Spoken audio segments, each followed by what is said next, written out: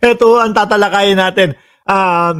Ngayong gabi ho, mga bossing. Sabi dito ng ABS-CBN News, nagkamali lang daw yung staff ni Vice Presidente Inday Sara. No? Nagkamali lang daw po yung lagay o yung yung paglagay noong mismong mga laptop. Kasi ang mahal naman talaga.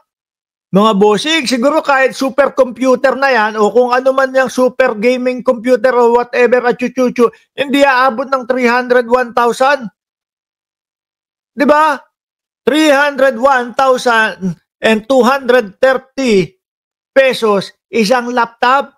Ngayon, na-plug ng COA. Sabi, sandali lang. Sobra namang overpriced nitong laptop ninyo.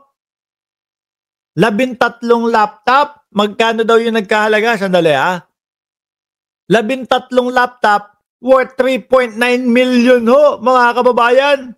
In COA report are donated and photocopier and stuff listed incorrect daw ho. Ngayon, mga bossing, so sabi ko, okay, sige. Ito yung listahan ho nila, mga bossing Nakasulat dito, the addition, acquisition in PPE, no?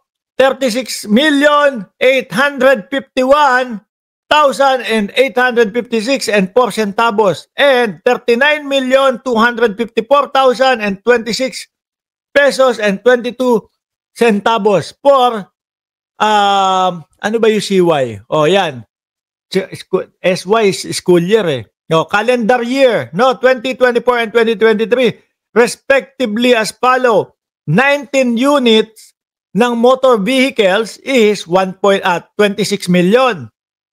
Ito, 13 units of nasan ba yun? No, 13 units of laptops, no, of laptop, 3.916 million ho, mga kababayan. Grabe, na-plug ng COA. Ngayon, ano sinabi nila? Photocopier yun. Nag-check tayo ng mga presyo ng photocopier. Kahit photocopier kung sakali yan. Grabe. No?